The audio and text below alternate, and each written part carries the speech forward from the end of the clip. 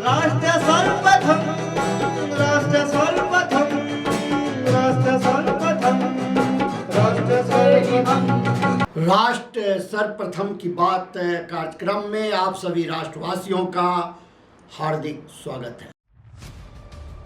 29 जुलाई को 30 हजारी कोर्ट स्थित माननीय न्यायाधीश Shri Abhilash Malhotra DHJS presiding officer appellate tribunal MCD Kirtinagar timber market plot number 2/97 से लेकर 2/102 तक के प्लॉट स्वामियों द्वारा दायर 6 मामले की अगली तारीख 26 सितंबर 2025 तय कर दी है। करोल बाग जोन भवन निर्माण विभाग द्वारा प्लॉट नंबर 2/97 से लेकर 2/102 तक को DMC एक्ट का खुलेआम उल्लंघन का दोषी पाते हुए नोटिस जारी किया था, लेकिन नोटिस व कार्यवाही के बाद भी धन कुबेरों ने DMC एक्ट को धत्ता बताते हुए 4313 गज के इन 6 प्लॉटों पर 105% निर्माण कर लिया। इस मामले की शिकायत मिलने पर तत्कालीन DC Karol Bagh zone Kumar Abhishek IAS ने लंबी पूछताछ के बाद सभी 6 प्लॉटों में अवैध निर्माण को सही पाते हुए सील करने का लिखित आदेश पारित किया था।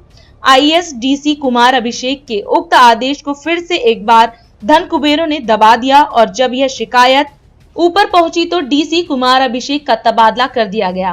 कुमार अभिषेक के तबादले के बाद DC के रूप में lieutenant colonel Kumar Abhishek Mishra DC Karol Bagh zone बनाए गए।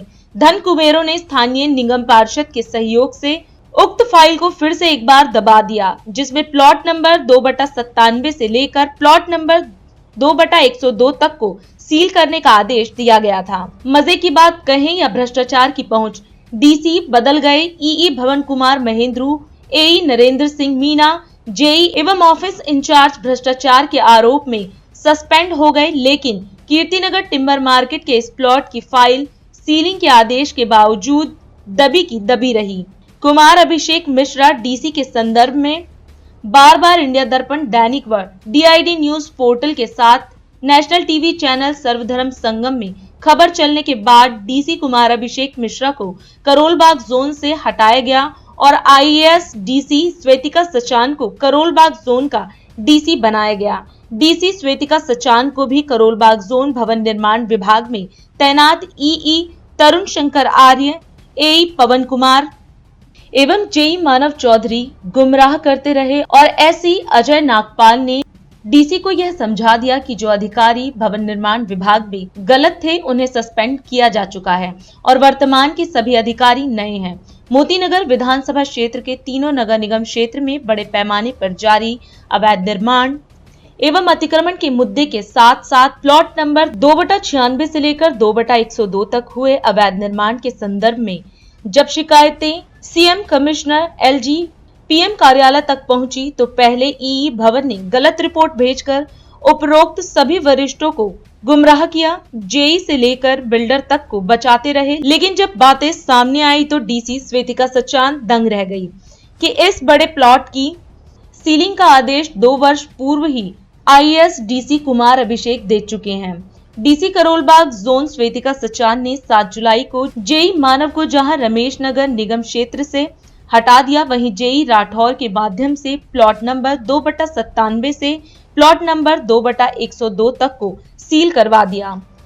धन कुबेरों ने MCD भवन निर्माण विभाग के खिलाफ 30 हजारी कोर्ट स्थित निगम के ट्रिब्यूनल में 6 केस दायर किया, जिसकी तारीख 29 जुलाई थी, लेकिन उस दिन दिल्ली में जोरदार बारिश होने के कारण जज देर से पहुंचे।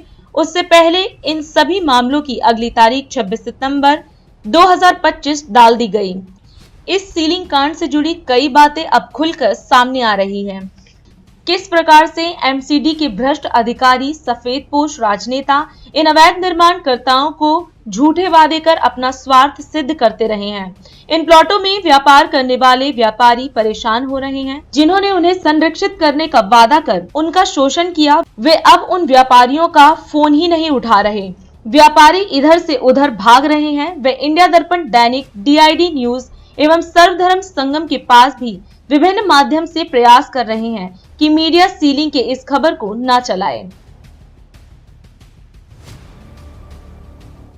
इस सीलिंग के संदर्भ में स्थानीय निगम पार्षद एवं करोलबाग जोन वार्ड समिति के चेयरमैन पुनीत राय ने मीडिया को बताया कि यह सीलिंग उनकी इच्छा अनुसार हुआ है, क्योंकि वो जोन चेयरमैन है। डीसी बगैर उनकी इच्छा के कैसे सीलिंग कर लेगी। निगम पार्षद पुनीत राय भले कुछ दावा कर ले, लेकिन बाजार में जो चर्चा व्यापारियों में चल रहा है उसके अनुसार पुनीत राय जब निगम पार्षद बने थे उसी समय एक नोटिस एमसीडी ने इन प्लॉट होल्डरों को किया था। फिर व्यापारी परेशान होकर मामले को खत्म करने का प्रयास किया। मामला तो खत्म नहीं हुआ, लेकिन 2 वर्षों तक दबा रहा। जैसे अभी प्लॉट नंबर 2/96A का मामला सीलिंग से बचा है। इसी प्रकार रमेश नगर निगम क्षेत्र के डबल स्टोरी में सीलिंग के मामले वर्षों से करोलबाग जोन भवन निर्माण विभाग के एई पवन कुमार बिल्डरों से मिलकर दबाकर बैठे हैं। सत्य क्या है, झूठ क्या है, यह जांच का विषय है, लेकिन सत्य यह है कि इन कमर्शियल निर्माणकर्ताओं से इस गारंटी के साथ रिश्वत का खेल हुआ था कि प्रति लिंटर के हिसाब से निगम को दे दो, कार्रवाई नहीं होगी। इस सीलिंग के बाद एक बार फिर यह साबित हो गया है कि संगठित रूप से कितना भी दावा कर रिश्वत का खेल कोई खेल ले। दैनिक इंडिया दर्पण जब किसी मुद्दे को उठाया है वह सत्य साबित हुआ है और उस पर कानूनी प्रावधानों के तहत कार्रवाई भी हुई है। प्रधानमंत्री नरेंद्र मोदी ने काशी में 2000 करोड़ रुपए से अधिक की विकास परियोजनाओं का लोकार्पण और शिलान्यास किया। इस मौके पर प्रधानमंत्री ने कहा कि ऑपरेशन सिंदूर के बाद यह उनकी पहली काशी यात्रा है, जहां उन्होंने जवानों के पराक्रम को नमन किया और देश के किसानों को प्रणाम। वहीं पीएम ने पीएम किसान सम्मान निधि की 21वीं किश्त के तहत 10 करोड़ किसानों के खाते में 21,000 करोड़ रुपए ट्रांसफर किए। आज हम काशी से देश भर के लाखों किसानों से जुड़े हुए हैं। सावन का महीना हो, काशी जैसा पवित्र स्थान हो और देश के किसानों के साथ जुड़ने का अवसर हो, इससे बड़ा सौभाग्य क्या हो सकता है। आज मैं ऑपरेशन सिंदूर के बाद पहली बार काशी आया हूं। साथियों, ऑपरेशन सिंदूर जवानों के पराक्रम का वो पल और आज किसानों को प्रणाम करने का अवसर। आज यहां एक विराट किसान उत्सव का आयोजन हो रहा है। देश के 10 करोड़ किसान भाइयों बहनों के खातों में 21,000 करोड़ रुपए पीएम किसान सम्मान निधि के रूप में भेजे गए हैं। और जब काशी से धन जाता है ना, वो तो अपने आप प्रसाद बन जाता है।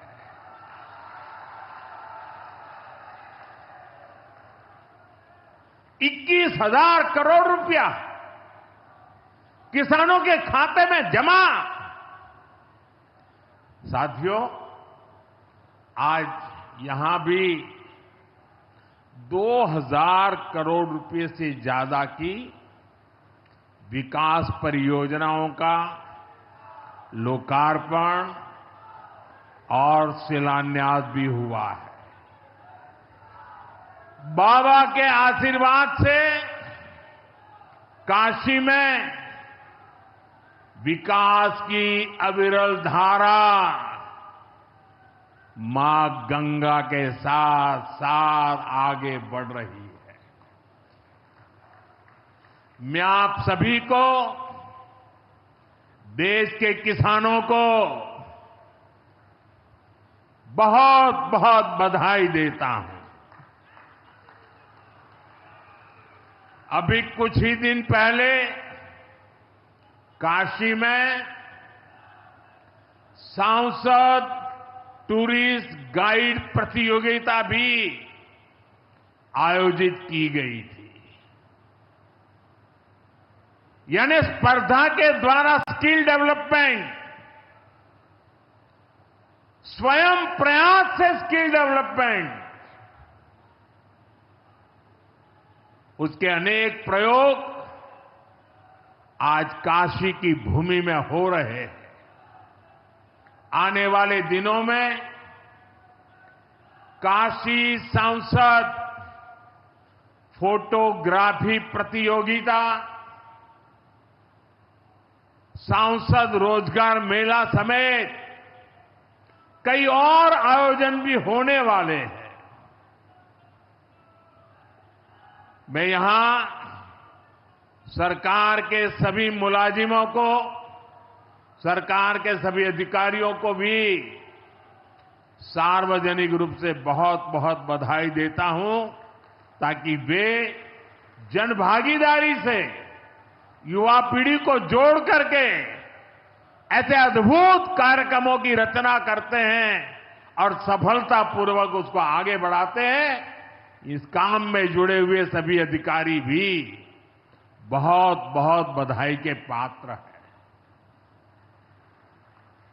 जो ये प्रतियोगिता में हिस्सा ले रहे हैं, उनको भी मेरी बहुत बहुत शुभकामनाएं हैं।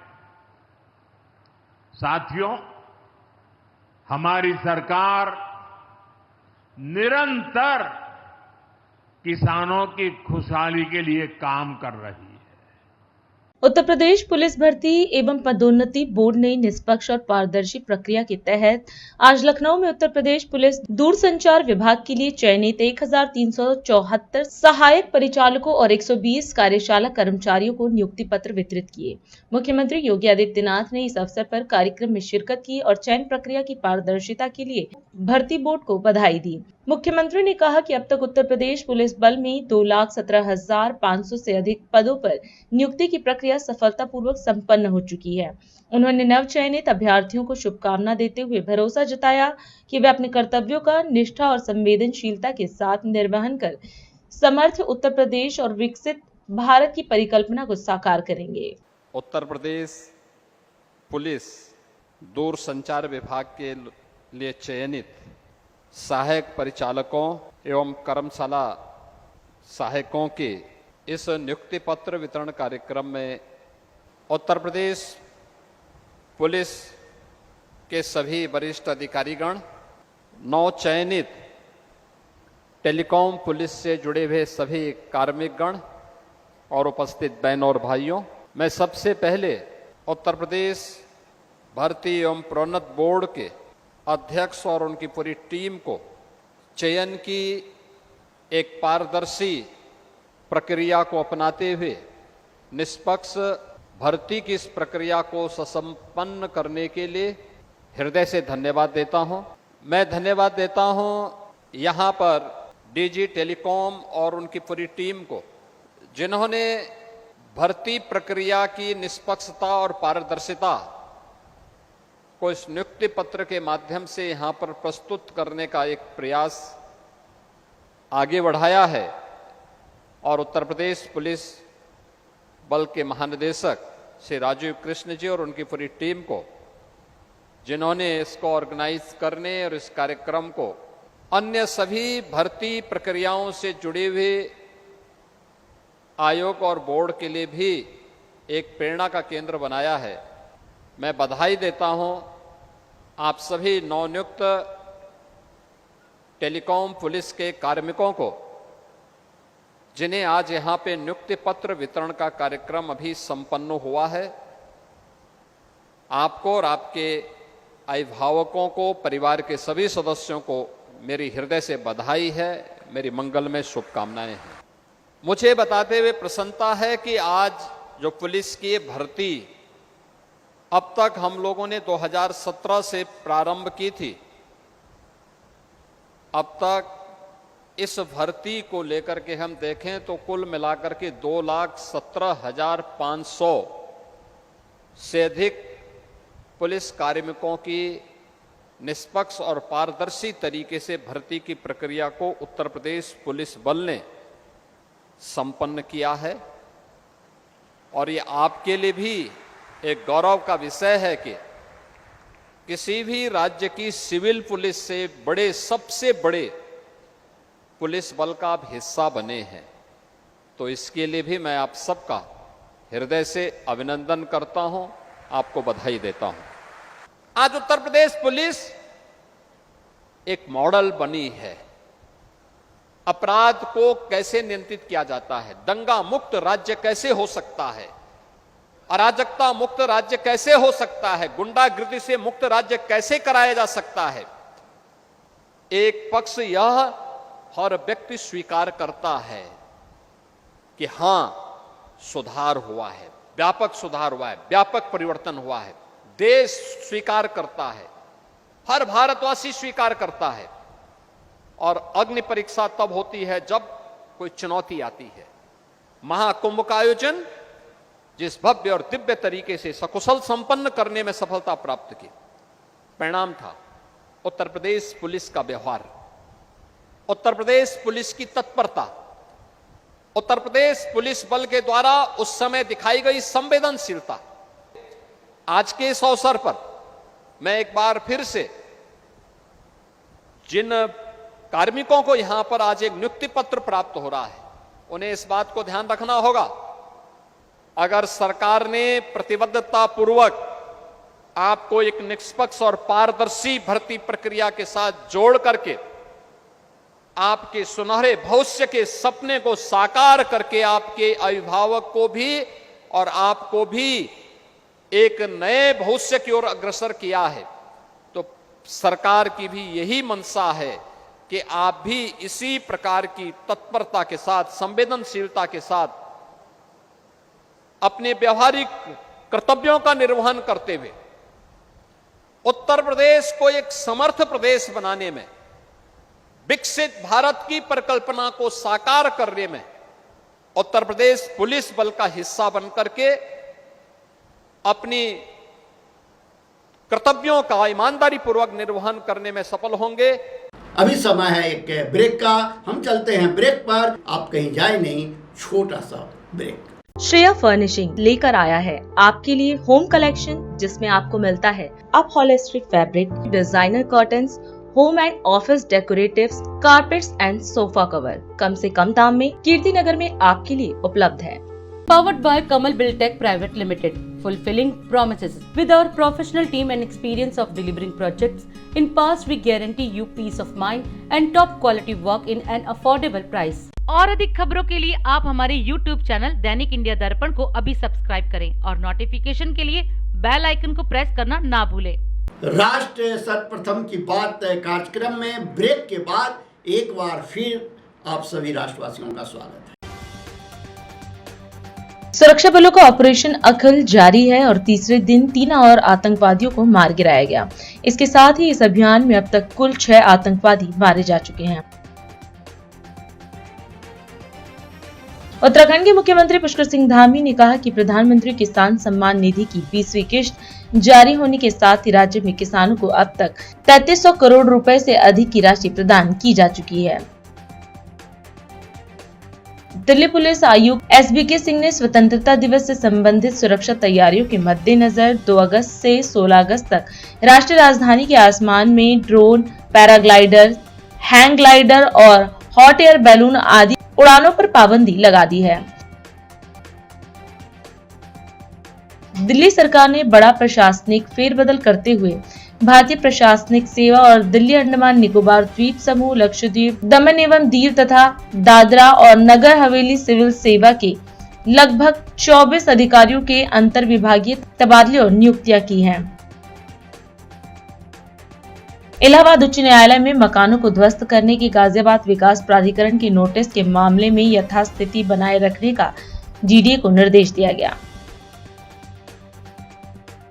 बीजेपी ने पश्चिम बंगाल की मुख्यमंत्री ममता बनर्जी द्वारा सामूहिक दुर्गा पूजा के लिए 1.1 लाख रुपए का सरकारी अनुदान देने की घोषणा को लेकर उनकी आलोचना की तथा उन पर धर्म की राजनीति में लिप्त होने का आरोप लगाया।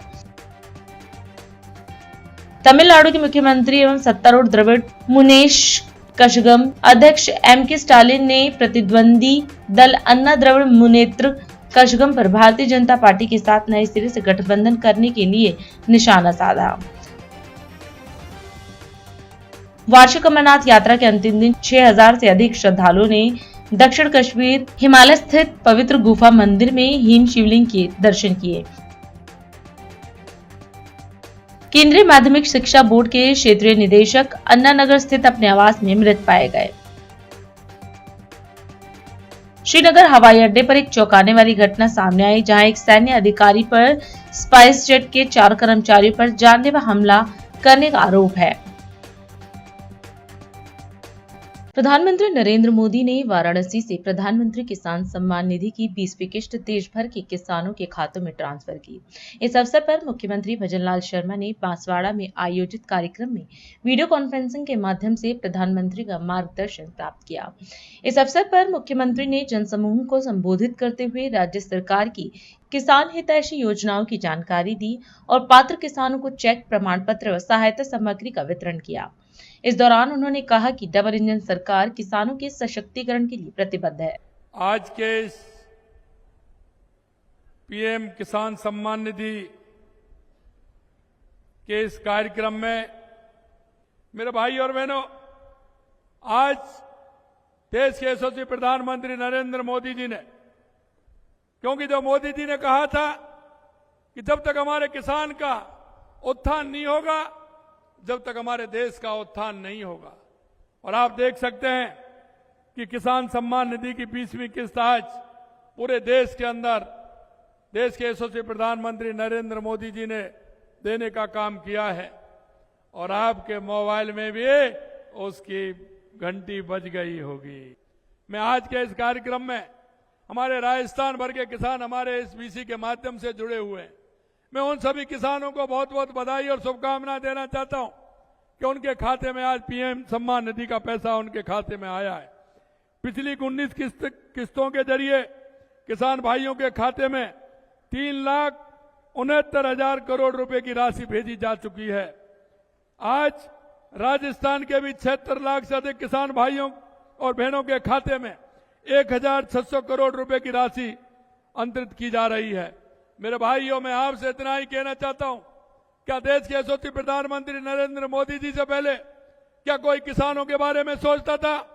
क्या किसान के खाते में कोई सम्मान निधि जाती थी? क्योंकि हमारी पार्टी जिस हिसाब से काम करती है, हमारी डबल इंजन की सरकार काम करती है और देश के यशस्वी प्रधानमंत्री नरेंद्र मोदी जी के नेतृत्व में हम किसान के सम्मान के लिए, किसान के विकास के लिए जिस तरह से काम करते हैं, आप लगातार देख रहे हैं कि किसान सम्मान निधि हमारे देश के यशस्वी प्रधानमंत्री नरेंद्र मोदी जी दे रहे हैं। आज मैं इसके साथ साथ एक बात और कहना चाहता हूं। आज प्रधानमंत्री आवास योजना ग्रामीण के तहत वित्तीय वर्ष 25-26 में राज्य में बने करीब 26,000 आवास लाभार्थियों को सौंपे गए हैं। तारबंदी, गोवर्धन जैविक उर्वरक योजना, पॉली हाउस, सौर ऊर्जा पंप, प्रधानमंत्री सूक्ष्म खाद्य उद्योग उन्नयन योजना के लाभार्थियों को चेक वितरित किए गए हैं। साथ ही सिकराया, दौसा में पपीता उत्कृष्ट केंद्र एवं देवड़ाबास, टोंक में मधुमक्खी पालन उत्कृष्ट केंद्र का शिलान्यास और खेमरी, धौलपुर में उद्यानिकी गृह प्रशिक्षण केंद्र भवन का लोकार्पण भी आज किया गया है। आज बांसवाड़ा जिला दुग्ध सहकारी संघ की 2 डेयरी या सहकारी समितियों को ऑनलाइन पंजीयन पत्र और 2 सरस मार्ट के लिए आवंटित पत्र दिए गए हैं। मैं आज सभी योजनाओं में लाभान्वित होने वाले भाई बहनों को बहुत बहुत बधाई और शुभकामनाएं देना चाहता हूं। लगातार हमारी सरकार किसान कल्याण के लिए कार्य कर रही है। माननीय प्रधानमंत्री जी के लिए कृषि एवं किसान कल्याण हमेशा प्राथमिकता रही है। उन्होंने प्रधानमंत्री किसान सम्मान निधि योजना शुरू कर लघु एवं सीमांत किसानों को जिंदगी में बदलने का काम किया है। मोदी जी की सरकार ने लाखों करोड़ रुपए के खाद सब्सिडी देकर किसानों को राहत दी है। यही वजह है कि किसानों को महंगी दरों पर खाद खरीदने की नहीं पड़ रही है, क्योंकि हम सब्सिडी देने का काम उसमें करते हैं। 10,000 से अधिक नए एफपीओ बनाए गए हैं। किसानों के लिए ऑनलाइन व्यापार की व्यवस्था इनाम शुरू की गई है। लागत पर कम से कम 50% का मुनाफा जोड़कर न्यूनतम समर्थन मूल्य तय किया गया है। प्रधानमंत्री फसल बीमा योजना को सरल बनाने और उसका विस्तार करने का काम किया है। प्रधानमंत्री जी से प्रेरणा लेकर हमारी सरकार ने भी किसान कल्याण के लिए पूरे मनोयोग से काम कर रही है। हमने किसान सम्मान निधि की राशि को भी, क्योंकि माननीय प्रधानमंत्री 6,000 रुपए देते थे, हमने उसे बढ़ा करके 3,000 और बढ़ा करके हमने 9,000 रुपए करने का काम किया है। और हमने हमारे किसानों से वायदा किया है कि चरणबद्ध तरीके से इसको हम 12,000 रुपए तक बढ़ाने का संकल्प हमारा है। निश्चित रूप से उसको भी हम पूरा करेंगे। गढ़ी कैंट देहरादून में रक्षाबंधन के उपलक्ष्य में भव्य समारोह का आयोजन किया गया। कार्यक्रम में उत्तराखंड के मुख्यमंत्री पुष्कर सिंह धामी ने शिरकत की और प्रदेशवासियों को रक्षाबंधन की अग्रिम शुभकामना दी। मुख्यमंत्री ने हाल ही में संपन्न पंचायत चुनाव में जन समर्थन के लिए उत्तराखंड की जनता का आभार जताया।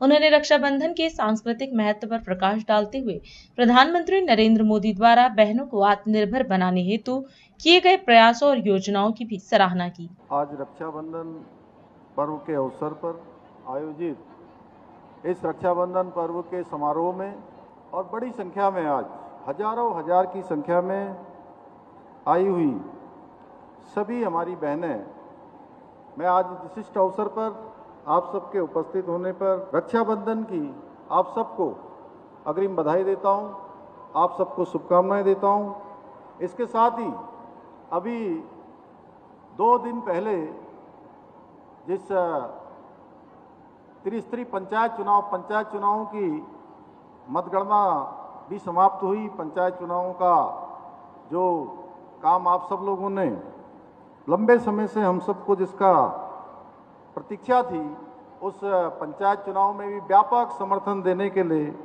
मैं समस्त उत्तराखंड वासियों का, आप सबका हृदय तल से धन्यवाद व्यक्त करता हूं। मैं आज इतना जरूर कहना चाहूँगा, आप सभी के प्रेम और आशीर्वाद से मुझे प्रदेश की और अधिक सेवा, अपनी बहनों के इस उत्साह और आशीर्वाद को देखकर हमेशा मुझे ऊर्जा मिलती है। बहनों, रक्षाबंधन का पर्व पारस्परिक प्रेम, स्नेह और विश्वास का प्रतीक पर्व होने के साथ ही हमें हमारे सामाजिक कर्तव्यों का बोध कराने वाला भी है, जो बहनों के प्रति हमारे कर्तव्यों की हमें हर वर्ष स्मरण कराता है, याद दिलाता है।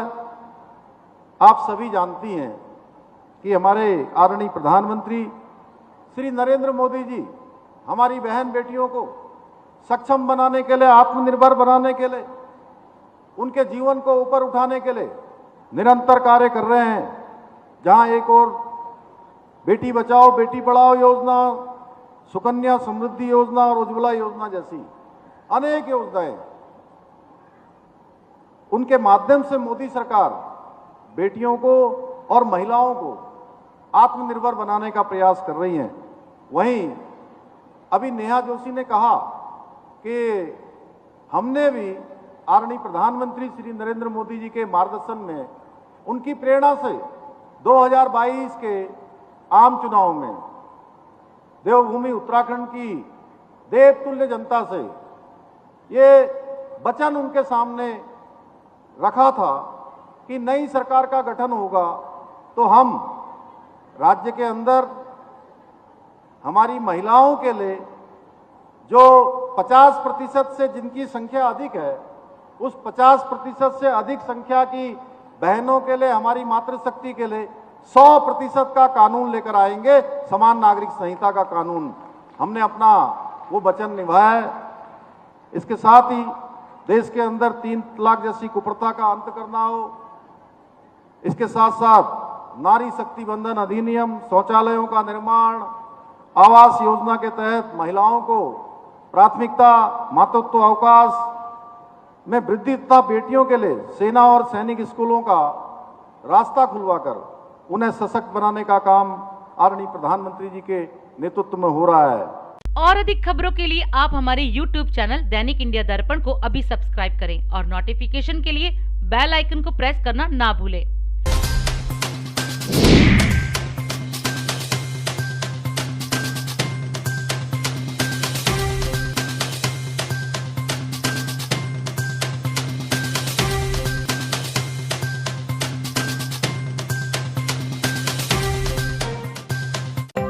आज हम इस कार्यक्रम में आपसे विदा लेते हैं। आप अन्य खबरों के लिए बने रहें।